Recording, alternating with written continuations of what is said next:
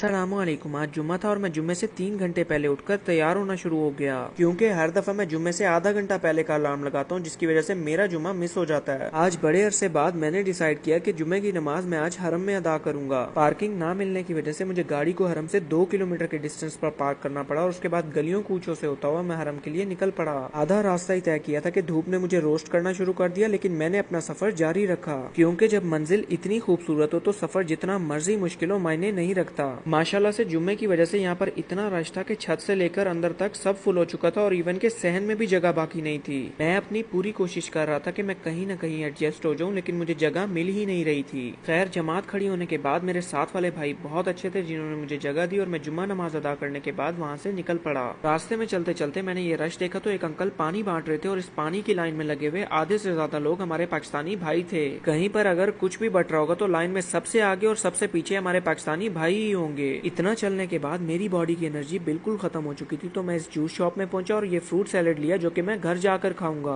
और फिर चकराता लड़खड़ाता मैं फाइनली गाड़ी तक पहुंचा और एसी फुल करने के बाद मैं वहां से घर के लिए निकल पड़ा। आज तकरीबन मैं सिर्फ 3 घंटे सोया था, जिसकी वजह से अब मेरी हालत बहुत खराब हो चुकी थी। घर पहुंचते ही मैं अपने असली हुलिये में आया और फिर 100 पुशअप्स कंप्लीट करने के बाद मैं फ्रूट सैलेड के सर हो गया। इन फ्रूट्स का कलर देखते ही मुझे अंदाजा हो गया हुआ था कि ये बिल्कुल फ्रेश हैं। सुकून से एंजॉय करते हुए फ्रूट सैलेड खाते खाते असर की नमाज का टाइम हो गया, तो मैंने असर की नमाज अदा की और एंड में मेरी एनर्जी बिल्कुल लो हो गई, तो मैंने सोने का फैसला कर लिया। सोते सोते मुझे रात के तकरीबन 8 बज चुके थे, जिसका मतलब ये था कि मेरी मगरिब और इशा दोनों नमाजें निकल चुकी हैं। नींद से उठते ही सबसे पहले तो मैंने नमाज अदा की और उसके बाद अपने कपड़े निकाले जो मैं आज पहनने वाला था। हर जुम्मे की तरह इस जुम्मे भी हमारे साथ वही मसला था कि हमें पता ही नहीं था कि आखिर जाएं कहाँ। गाड़ी में पहुंचने के बाद मैंने काफी देर अपने दिमाग पर जोर डाला और फिर गूगल की मदद से मैं इस जगह पर पहुंचा, जो कि न्यूली ओपन हुई है और काफी ट्रेंडिंग पर है। यहाँ पर एंटर होते ही मुझे एहसास हो गया हुआ था कि यहाँ पर व्लॉग सही से शूट नहीं हो सकेगा, क्योंकि यहाँ पर लाइट्स का काफी मसला है। इस जगह पर आज काफी रश था और इस रश की सिर्फ एक ही वजह थी कि लोग किंग फहद पार्क से बोर हो चुके हैं। यहाँ पर बच्चों और बड़ों दोनों के लिए बहुत सारी एक्टिविटीज हैं और यहाँ पर टाइम काफी अच्छे से पास हो सकता है। और यहाँ की सबसे इंटरेस्टिंग बात यह है कि यहाँ पर मियाँ बीवी को लड़ने की तालीम भी दी जाती है। बाकी सब कुछ तो बिल्कुल ठीक है, लेकिन यहाँ जाने से पहले एक एडवाइस मैं आप लोगों को देना चाहता हूँ कि ये जगह मैरिड लोगों के लिए तो बिल्कुल परफेक्ट है, लेकिन गलती से अगर आप सिंगल हैं तो यहाँ जाकर अपना दिल मत जलाएं। जैसा आप लोगों को पता ही है कि मैं भी आजकल सिंगल हुआ हूँ, तो दिल जलाने से बेहतर मैं वहाँ से निकल पड़ा और अपने मतलब की जगह घोड़ों के अस्तबल पहुँच गया। यहाँ काफी देर घूमने फिरने के बाद भी हमें बंदा मिला ना बंदे की जात, और फिर काफी देर बाद एक बंदा नजर आया जिसका कहना यह था कि टाइम खत्म हो चुका है, आप कल आइएगा।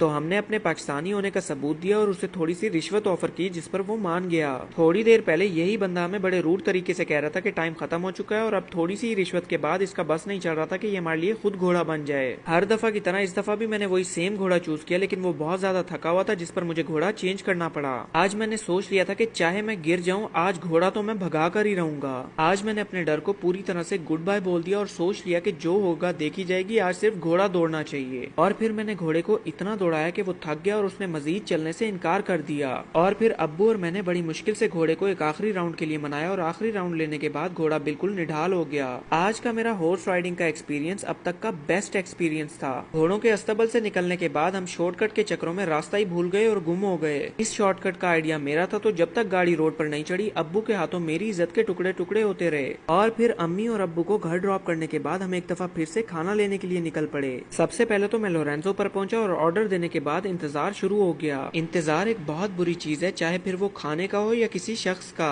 काफी देर के इंतजार के बाद फाइनली पिज्जा रेडी हो चुका था। ये तो हो गया छोटे भाई का खाना, अब बारी थी मैं अपने खाने का कुछ इंतजाम कर लूं। तो लोरेंजो से निकलते ही मैं अल्बैक पहुंचा, क्योंकि लास्ट वीक भी मैंने अल्बैक नहीं खाया। और फिर फाइनली खाने का सारा सामान लेकर मैं घर पहुंचा और अपने 100 पुशअप्स कंप्लीट करने के बाद मैं खाने पर टूट पड़ा। पूरा हफ्ता मैं इन चीजों को अपने आप से दूर रखता हूँ और हफ्ते बाद जब ये चीजें सामने आती हैं तो मैं अपने आप को रोक ही नहीं सकता। खाना खाते खाते मुझे याद आया कि पुशअप्स तो मैंने कर लिए, लेकिन बाकी की एक्सरसाइजेस तो आज मैं भूल ही गया।